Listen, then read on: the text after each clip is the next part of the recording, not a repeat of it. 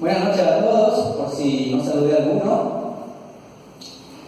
Bueno, hoy vamos a continuar con el desarrollo del primer eje que nos hemos propuesto desplegar a lo largo de esta primera etapa. Un poquito ya lo Gastón, pero igualmente le voy a preguntar, no sé si alguien recuerda, pero tenemos un llamado. ¿Alguien me puede decir a qué estamos llamados los jóvenes de Boulevard Guzmán 143? A ver, escucho respuestas. Algo sencillo, algunas adelantó mucho al principio. ¿Qué pasa que están tímidos? Vamos. ¿Son jóvenes o estoy en una reunión, en una convención de ancianos? Vamos así. No. Estamos llamados a la santidad. Ahora, saquen una hoja que voy a pasar a hacer unas preguntas.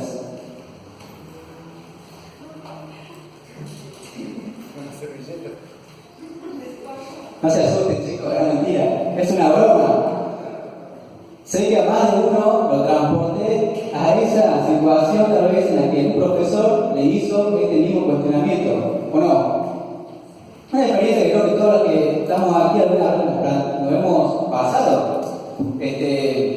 Así que bueno, no se asusten, pero sin embargo, si hay una pregunta que me gustaría hacerles. ¿Recuerdan? Y a esto ya me ayudó Gastón, así que si no me responden esto bien, no sé qué vamos a hacer. ¿Recuerdan cuál fue el tema con el que iniciamos este llamado?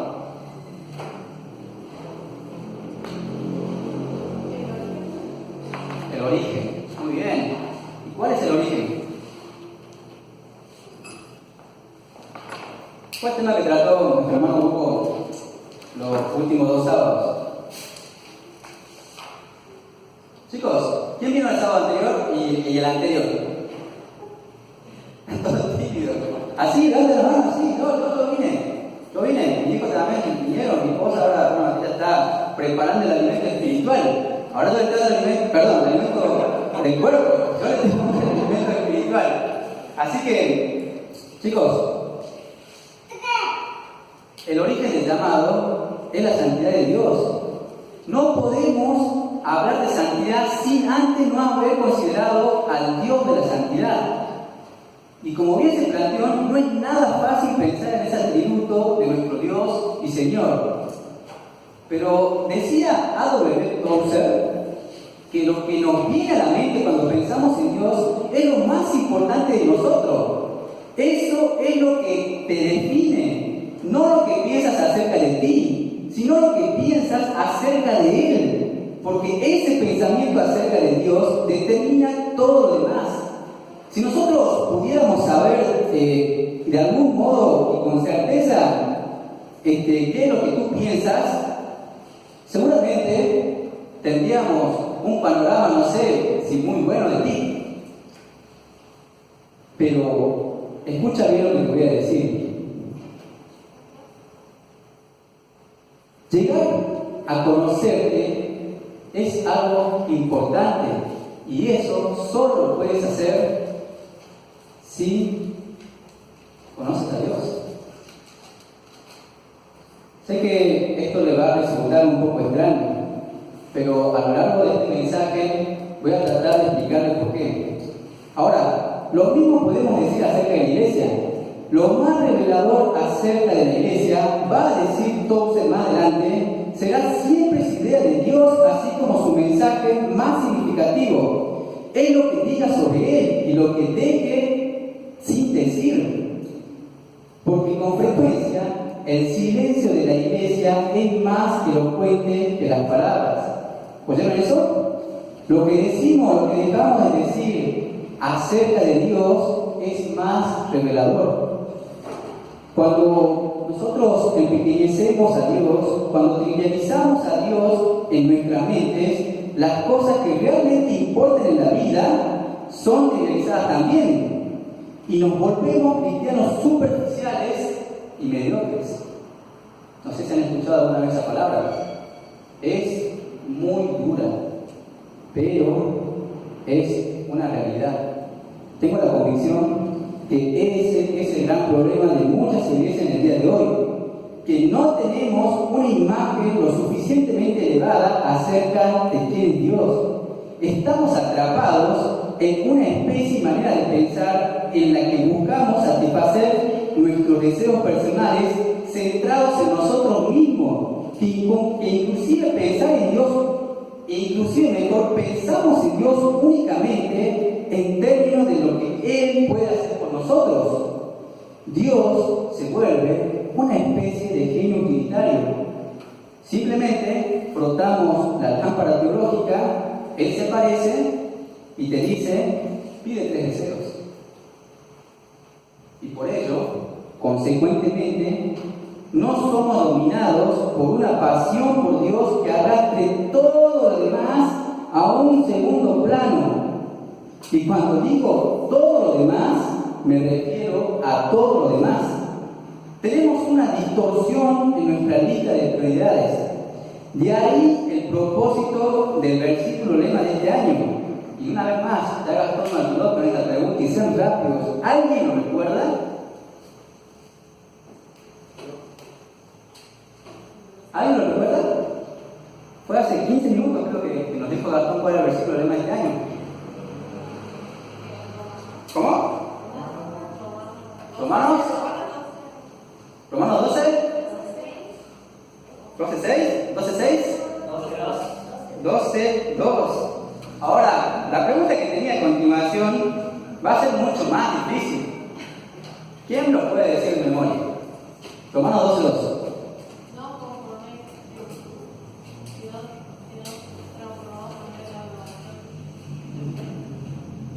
¿Qué más?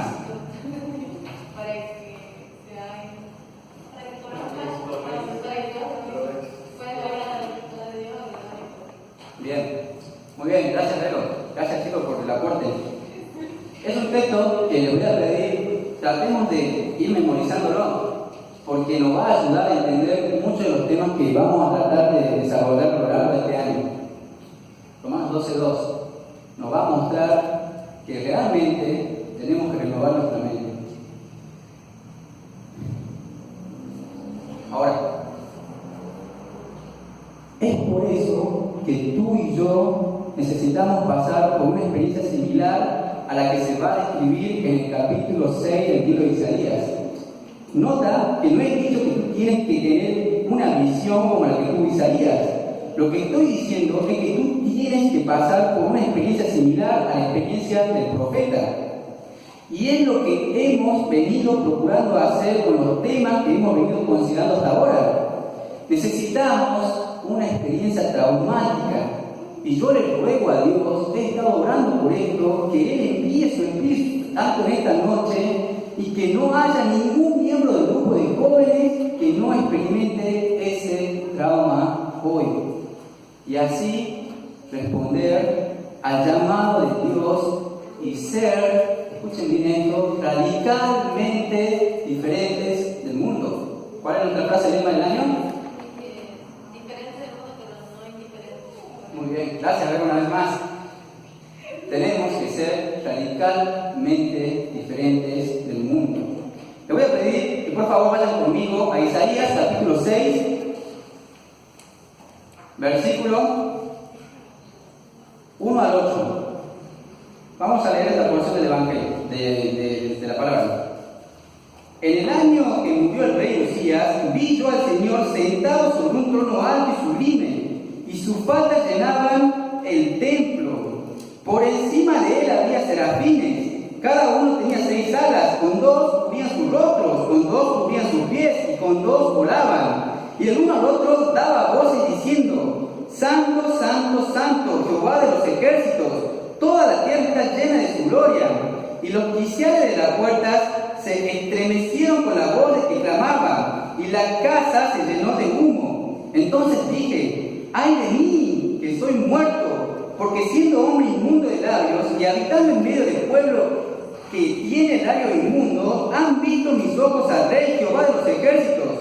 Y voló hacia mí uno de los serafines, teniendo en su mano un carbón encendido, tomando del altar con unas tenazas, y colocando él sobre mi boca, dijo: he aquí que esto tocó tus labios, y es quitada tu culpa y limpio tu pecado. A Isaías le tocó ministrar durante un tiempo muy difícil. A veces nosotros pensamos: ay, ¿por qué nos toca vivir en esta época? Esta tiene muchas cosas que nos distraen. Dime si alguna vez no has pensado eso. Dime si alguna vez no has considerado eso.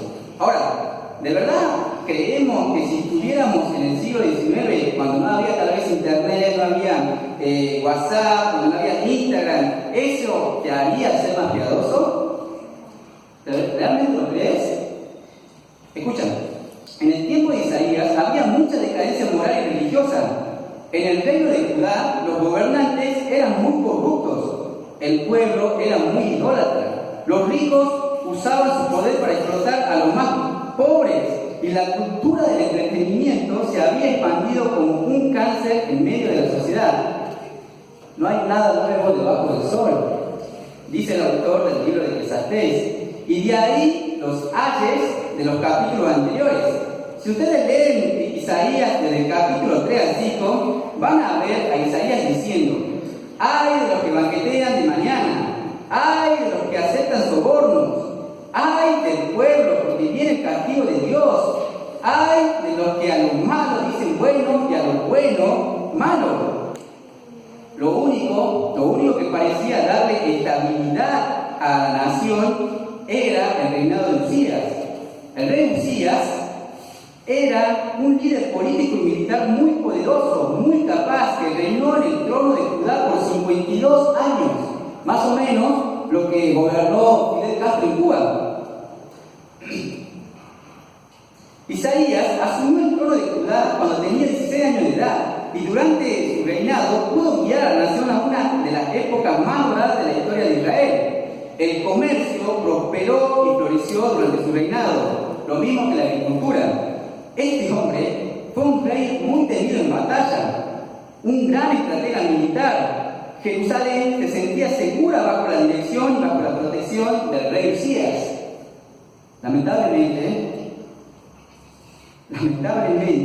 en Segunda de Crónicas, capítulo 26, versículo 16, se nos dice que al final de sus días, cuando llegó a ser fuerte, su corazón se hizo tan orgulloso que obró corruptamente y fue infiel al Señor su Dios, pues entró al templo para quemar incienso sobre el altar, algo que un rey no debía hacer. Solamente los sacerdotes podían hacer eso, y cuando los sacerdotes trataron de impedirlo, el rey Usías se llenó de ira, y ahí mismo en el templo Dios lo castigó con lepra, y murió el rey que había traído algo de estabilidad a la nación. Después de 52 años desaparecería del escenario político este rey, el rey Usías, como un arrogante cubierto de vergüenza. Y ese fue el año en que Isaías tuvo la visión que marcó el inicio de su ministerio. Vean una vez más el versículo 1 del capítulo 6. En el año que murió el rey Usías, vi yo al Señor sentado sobre un trono alto y sublime, y sus faldas llenaban el templo. A partir de ese momento, Isaías se mantuvo predicando fielmente la palabra de Dios durante casi medio siglo, hasta que fue, según la tradición, asesinado por el rey Manasés. Y no con cualquier tipo de muerte. Isaías fue asellado, fue partido en dos.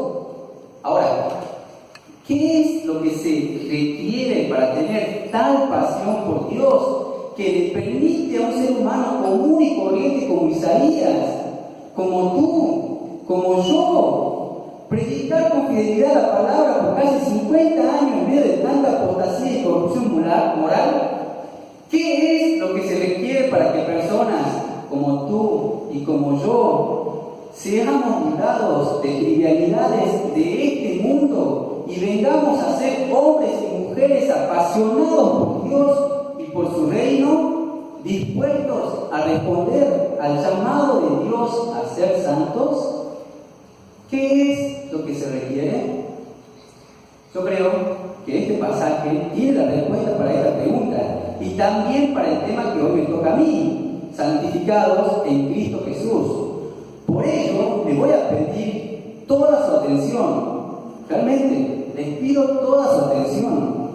En primer lugar, nosotros necesitamos una visión más elevada de la santidad y la soberanía de Dios. Cada uno de los detalles de esta visión tiene la intención de hacerle ver a Isaías la suprema exaltación de Dios como el Rey soberano de todo lo creado. Él está sentado sobre un trono alto y sublime por encima de todos los otros tronos del mundo. No existe ningún poder terrenal que pueda equipararse al poder de Dios. No hay ningún otro trono que esté cercano al suyo. Y cuando Isaías hace mención de que el dobladillo de sus ropas reales, para ser más exacto, llenaba el templo, obviamente este es un lenguaje apocalíptico imposible de visualizar con nuestra imaginación. Igualmente, permítanme hacer el intento de graficárselo un poco. Y sé que esto le va a ser muy interesante a las mujeres. Escuchen, cuando Isabel II fue coronada como reina de Gran Bretaña en el año 1953, la cola de su vestido estaba hecha de terciopelo y armiño y medía 36 pies de largo, casi el ancho de una cancha de básquetbol. Y era tan pesada que se necesitaron 6 damas para colgar, mejor dicho, para cargar la cola del vestido. Creo que las chicas que hoy están aquí, tal vez sueñan con tener un vestido así, ¿o no? Algunas no. La generación ha cambiado. La manera de pensar se ha renovado, en cierto sentido, ¿no? Pero hay muchas que sí. Y ahora, un mensaje para los novios, porque por ahí van a decir, para los hombres que son novios, mejor dicho. Porque por ahí van a decir, bueno, todo para las mujeres y nada más. Nosotros, bueno, chicos, el mensaje para ustedes es, ahorren y preparen sus ahorros. Ahora, volviendo al pasaje. Lo que se pretende con esta descripción no es que nosotros podamos entender o visualizar qué fue lo que Isaías vio ese día. Lo que Dios quiere que nosotros entendamos es que ningún monarca terrenal, por poderoso que sea, puede compararse siquiera con la realeza, el esplendor y la majestad de nuestro Dios. Él es infinitamente glorioso, Él es infinitamente esplendoroso, Él es infinitamente poderoso. Dios quiere que nosotros entendamos que la estabilidad del universo depende de que Él siga sentado en su trono. La estabilidad del universo depende del reinado absoluto y eterno de Dios. Los reyes terrenales vienen y van, como el rey Usías, pero nuestro Dios sigue siendo quien es Él. Él sigue siendo el soberano. Y Él mantiene todo, absolutamente todo bajo control, desde las estrellas más inmensas de toda la galaxia hasta el virus más diminuto que no se puede ver a simple vista, como el virus que hoy nos está complicando la vida. Vamos a un pasaje, Isaías 46, capítulo 9. Perdón, Isaías capítulo 46. Versículo 9 y 10. Dice así: acordaos de las cosas pasadas desde los tiempos antiguos, porque yo soy Dios y no hay otro Dios, y nada hay semejante a mí, que anuncio lo por venir desde el principio y desde la antigüedad lo que aún no era, lo que no era hecho, que digo, mi consejo permanecerá y haré todo lo que quiero. Escuchen, ningún congreso ni en la tierra ni en el cielo tiene que aprobar las decisiones de Dios. Ningún congreso puede vetar la autoridad de Dios. Él reúne en sí mismo en un grado absoluto el poder judicial, el poder ejecutivo y el poder legislativo, todo en Él mismo. Pero escuchen, Él no nos podría asegurar en su palabra que a los que aman a Dios todas las cosas le obran para bien, a menos que Él no lo controle todo. ¿Tú sabes por qué tú y yo no lo controlamos todo? Piensen en esa pregunta, pero escuchen esta respuesta, porque precisamente un pequeño virus nos puede acostar en una cama por semanas y todos los planes que tú tenías o teníamos para esa semana se fueron a pique. Pero nuestro Dios lo controla todo y porque Él es soberano, es que Él puede asegurarnos a ti y a mí que todas las cosas nos van a ayudar para bien, porque fuimos llamados conforme a su propósito. Romanos 8, ¿cuánto? 28. Pero Isaías vio también a un grupo de seres angelicales llamados serafines que se encontraban alrededor del trono alabando a Dios. La palabra que se usa y que se traduce aquí como serafín transmite la idea de algo feroz, algo temible, criaturas que parecen estar encendidas en fuego. ¿Recuerdan cuando en Números capítulo 21 Dios castigó al pueblo de Israel con serpientes ardientes? Bueno, esa es la misma palabra que se usa ahora aquí para serafín. Son criaturas encendidas en fuego. Así que por favor, cuando escuchen la palabra serafín, no piensen en esos bebitos rechonchos con alas que aparecen en algunos cuadros renacentistas. No piensen en ello. Eran criaturas temibles. Isaías nos dice también en el versículo 4 que los quiciales de las puertas se estremecieron con la voz del que clamaba. Un solo ángel hizo temblar esa mole estructural del templo. Imagínense 1050 F-35, que es un F-35 capaz que si tuviera nata en la ganadera me comprendería bien. Son esos aviones militares muy potentes. Imagínense esos 150.000, pongámoslo ahora, F-35, volando delante de la comitiva del presidente y tendrán una idea más o menos de lo que Isaías escuchó ese día. Probablemente los serafines sean las criaturas más poderosas y majestuosas que Dios haya hecho, porque son las que están más cerca del trono de Dios. Y sin embargo, aún ellos deben cubrir su rostro en la presencia de Dios en señal de reverencia, porque ni aún ellos pueden soportar el resplandor de la gloriosa santidad de Dios. Es obvio que los serafines no tienen una imagen trivializada de Dios. Lo único que ellos dejan al descubierto son sus bocas para poder alabarle. Pero lo más increíble acerca de los serafines es que no es como ellos se ven, sino lo que dijeron. Dice en el versículo 3 que el uno al otro daba voces diciendo: Santo, Santo, Santo, Jehová de los ejércitos. Y probablemente otro grupo de serafines le respondía: sí, toda la tierra está llena de su gloria. En la Escritura se usa este recurso de repetición cuando se quiere enfatizar algo, lo mismo que nosotros hacemos cuando subrayamos o cuando ponemos en negrita una oración. De manera que lo que los serafines están haciendo aquí es proclamar de la forma más enfática posible que nuestro Dios es santo. Y ese es el único atributo que se repite 3 veces en la Biblia. Dios es amor, pero la Biblia no dice que Dios es amor, amor, amor. La Biblia no dice que Dios es justo, justo, justo.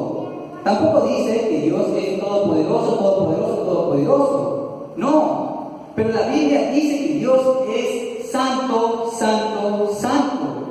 Ahora, cuando escuchamos la palabra santidad, lo primero que suele venir a nuestra mente es la idea de pureza moral. Y aunque es indudable que eso está incluido en el concepto de santidad, nuestro Dios no tiene nada que ver con el pecado. Sin embargo, lo que los ángeles están diciendo aquí no es que Dios es puro, puro, puro. La idea detrás de estas palabras es que nuestro Dios está por encima de todas las cosas creadas por Él. La palabra que deberíamos usar para que podamos entender lo que los serafines nos quieren decir es una palabra que lamentablemente casi no se usa en el día de hoy. Esa palabra es trascendente, lo que está más allá. Nuestro Dios está infinitamente elevado sobre todas las cosas que existen en todo el universo. No hay absolutamente nada que pueda compararse con Dios. Él es únicamente único. ¿Saben que hoy en día las iglesias, que mejor dicho, en las iglesias se tiende a sobreenfatizar la presencia de Dios en medio de su pueblo? Y eso está bien. El problema es que pocas veces se nos habla de su trascendencia, de su infinita grandeza, de su gloriosa majestad. Irónicamente, eso no nos permite valorar su presencia en toda su dimensión, porque mis queridos hermanos que hoy están presentes, es abrumador pensar que un Dios como Él sea al mismo tiempo un Dios cercano. Pero déjame decirte que tú no vas a valorar la presencia de Dios si tú no entiendes lo que realmente es Él. Creo que era Sproul, un teólogo muy conocido en el mundo cristiano, que preguntaba: ¿qué puede ser más parecido a Dios, un gusano o un serafín? ¿Alguien sabe cuál es la respuesta? ¿Alguien se anima a dar una respuesta? No, ninguno. Muy bien. Ninguno. Ninguno de los dos.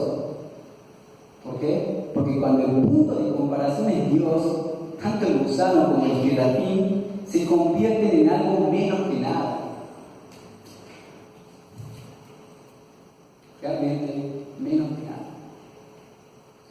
Por supuesto, al hablar de la santidad de Dios, no podemos dejar de lado su pureza moral. Nuestro Dios es santo porque no hay ninguna forma de pecaminosidad o de impureza en todo su ser. Él es perfectamente santo en todos y cada uno de sus atributos. Él es perfectamente santo en todas y cada una de sus decisiones.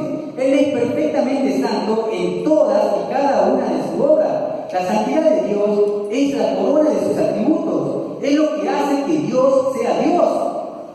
Nuestro Dios es quien es precisamente porque Él es santo. Y porque Dios es santo es que Él es un ser temible y cautivador al mismo tiempo.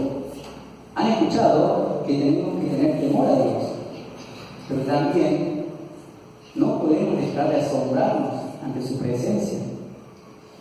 Y porque Dios es santo, es que podemos estar confiados en el ejercicio de su señorío, en la aplicación de su justicia, en la plenitud de su amor, de su bondad y de su misericordia. A veces pensamos que Dios hace algo porque es bueno y justo, pero debemos entender que Él es Dios y Él, al hacer algo, se puede considerar que es bueno y justo porque es Él quien lo hace.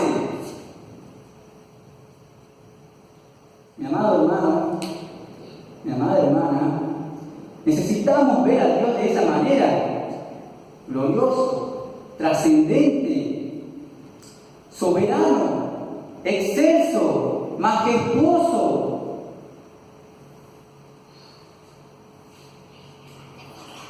Esto, si logramos verlo así, esto es lo que se podría llamar como una visión anti-trivialidad. ¿Ustedes creen que después que Isaías tuvo esa visión, cuando salió del templo, se miró en el espejo y dijo: yo como que tengo algunas libras de más? ¡Qué raro! Hoy al llegar al templo, fulano de tal no me saludó. ¿Ustedes creen que Isaías salió del templo pensando en esas boberías? Esta es una visión anti-trivialidad. Pero nosotros no necesitamos solamente tener esa visión elevada de la santidad y de la soberanía de Dios. Tú y yo necesitamos ver la fealdad de nuestros pecados en su justa dimensión. Ahora, en segundo lugar, este punto lo voy a llamar la visión justa de mi condición. Nosotros vimos hace un momento que en los capítulos anteriores Isaías había estado denunciando juicios sobre los habitantes de Judá. ¿Recuerdan el capítulo 3 al 5? Pero ahora que que él ha visto ese cuadro de la majestuosa santidad de Dios, Isaías clama espantado en el versículo 5, ¡ay de mí! Y ese ay de mí, no es algo que pasa así nomás. Sale de lo más profundo de su corazón. ¡Ay de mí, que soy muerto! Porque siendo hombre inmundo de labios y habitando en medio de pueblos que tienen labios inmundos, han visto mis ojos al Rey, Jehová de los ejércitos. Lamentablemente, la tendencia de nuestro corazón humano, tuya, la mía, es la de ver los pecados de otros como peores que los nuestros. ¿No es así? Vemos a través de la televisión, vemos a través de internet, vemos la noticia y pensamos, ¡ay! Esta nación tiene que estar bajo juicio por causa de los políticos corruptos, por causa de los narcotraficantes, por causa de esos ricos explotadores, por causa de esos delincuentes que no respetan la vida de nadie. ¿No es verdad que muchas veces pensamos así? Nos indignamos y pensamos así. Pero cuando Isaías vio la gloriosa santidad de Dios, lo primero que le saltó a la cara fue su propio pecado. Ese es el resultado de entrar en contacto con el Dios vivo y verdadero. Isaías se sintió deshecho, no porque percibió su pequeñez ante la grandeza de Dios, sino porque percibió su iniquidad al estar en la presencia de un Dios 3 veces santo. Dice Habacuc que nuestro Dios es muy limpio de ojos para ver el mal. En otras palabras, su santidad y su justicia le impide ver el pecado con indiferencia. Ahora, ¿cuáles pecados crees tú que Dios puede ver de nosotros?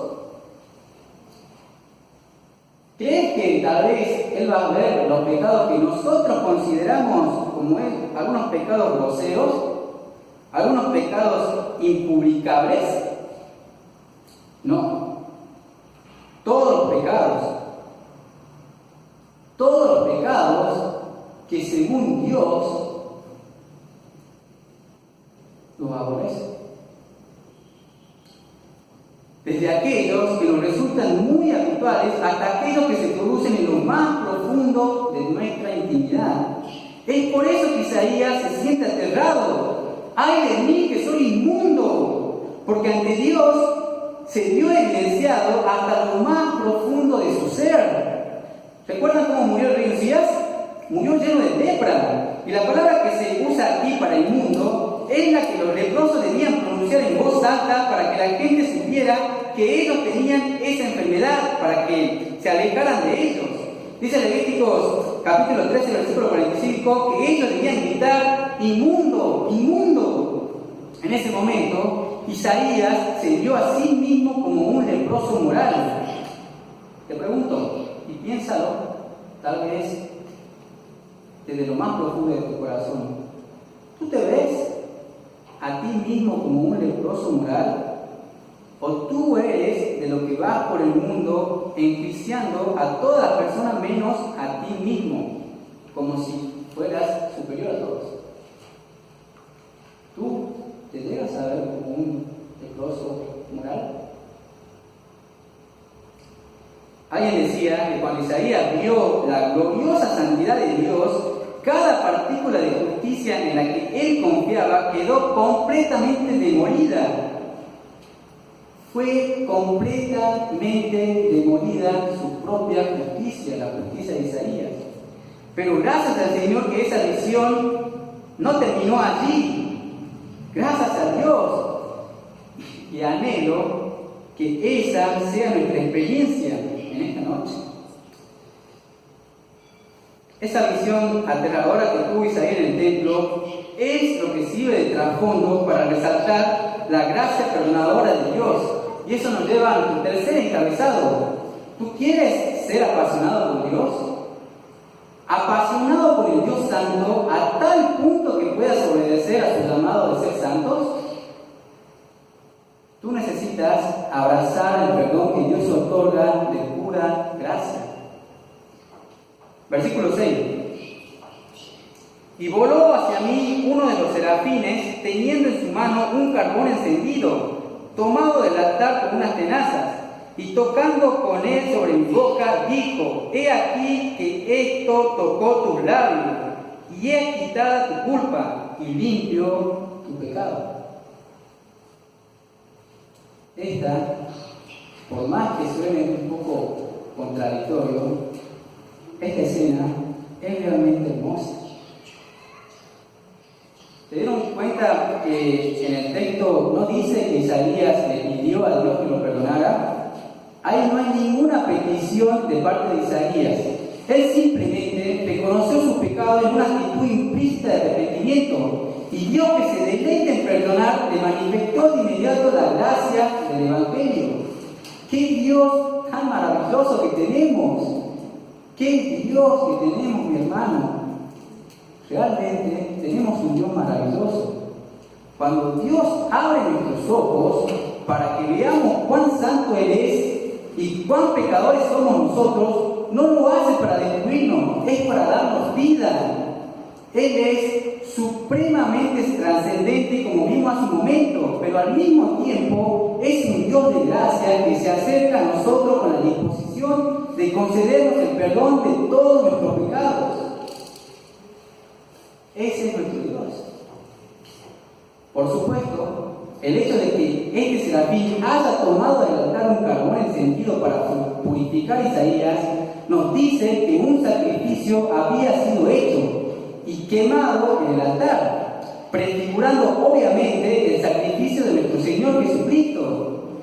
Dios no se hace de la vista gorda con respecto al pecado del hombre, sino que hizo provisión para que ese pecado pudiera ser perdonado sin pasar por alto su justicia. Solo a Dios se le pudo haber ocurrido el Evangelio. Ahora, Dios no vio a Isaías preocupado, cuando Dios vio a Isaías, no se preocupó por su autoestima. Él no vino a Isaías y le dijo: ay, no, Isaías, no te preocupes, has entendido mal la misión. Lamento mucho que te hayas sentido tan miserable, porque en realidad tú eres lo mejorcito de la sociedad. No te sientas tan mal. No, a Dios no le preocupó la autoestima de Isaías, a él le preocupó algo más, y es su pecado.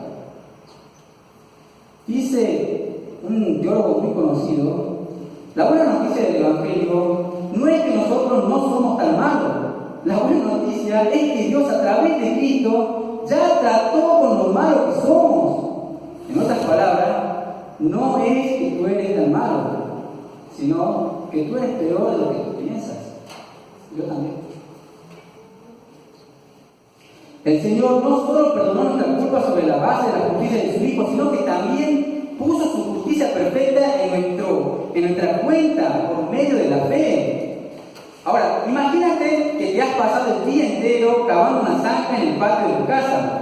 Al final del día estás muy sudado, completamente sucio de pies a cabeza, pero resulta que esta noche tienes un compromiso con alguien muy importante que te ha invitado a cenar. Una pregunta: ¿sería lógico que tú te pusieras ropa limpia sin haberte bañado primero?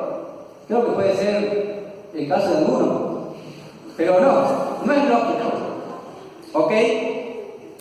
¿Qué tal si te das una ducha y luego te pones la ropa con la que estuviste lavando todo el día? ¿No es lógico? No, ¿verdad? Las dos cosas son ridículas. Tú necesitas una ducha y necesitas ropa limpia. Y eso fue lo que Dios nos proveyó. Dios nos lavó con la sangre preciosa de Jesucristo, pero no nos dejó así. Nos vistió con la ropa de gala de la justicia y la santidad perfecta de nuestro Señor Jesucristo. Y eso es lo que se conoce como la justificación y la santificación. Nuestro Dios diseñó un plan de salvación para rescatarnos de la esclavitud del pecado y hacernos santos.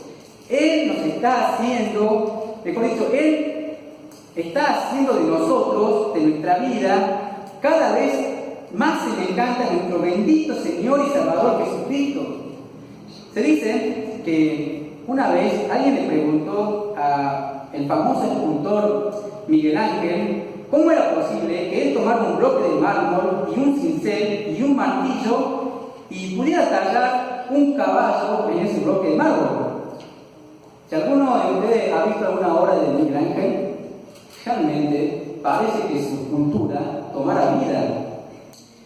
Y se dice que Miguel Ángel respondió a esta persona: es muy fácil, yo tomo el cincel y le quito todo lo que no se parece al caballo.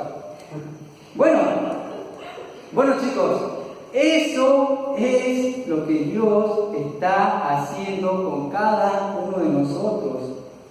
Dios tiene un cincel en sus manos, su providencia, y a través de muchas aflicciones, Él está tallando en nosotros la imagen de Jesús. Todos nosotros tenemos demasiadas cosas que no se parecen a Jesús. Y el Señor está determinado a hacer una obra maestra con nuestra vida. Él está determinado a plasmar en nosotros el carácter santo, perfecto de nuestro Señor y Salvador Jesucristo. Y Él lo hará. El que comenzó en vosotros la buena obra, la perfeccionará hasta el día de Jesucristo. Filipenses 1:6. Si tú ya has experimentado su perdón, Él ya comenzó la obra en ti, introduciéndote en la persona de Cristo. Esta unión se estableció a través de la fe en Él, y es de eso que se trata la santidad posicional. Ahora, la santidad de Dios es uno de los atributos que los teólogos llaman comunicables, porque es un atributo que Él comparte hasta cierto punto con sus criaturas, pero Él llama a lo suyo a ser santos, ser santo, porque yo soy santo, así lo expresa nuestro Señor. Y aquí entra en juego lo que es la santidad progresiva, de la cual sí somos responsables, porque cuando el atributo de la santidad se aplica a las criaturas, lo que se quiere señalar es que nosotros hemos sido apartados, hemos sido separados para el uso exclusivo de Dios. Nosotros fuimos comprados para ser exclusivamente suyos.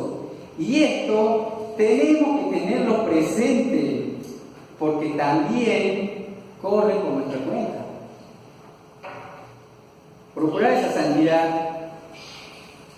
lo podemos hacer siendo ayudados por nuestro Dios. Y si bien podríamos hablar mucho de esta doctrina, en esta oportunidad estoy más bien interesado en otra cosa, porque de nada sirve tener una iglesia de sana doctrina si las personas que están en la iglesia no son apasionadas con Dios. No me malinterpreten. Necesitamos tener buena doctrina o sana doctrina en la cabeza, pero necesitamos tener el corazón encendido. De lo contrario, la sana doctrina no sirve para nada. Necesitamos ser hombres y mujeres apasionados con el Dios de la Biblia, apasionados con el Evangelio, hombres y mujeres que solo le temen a Dios y a nadie más. Necesitamos ver a Dios como Isaías lo vio y poder tener tal vez esa misma reacción.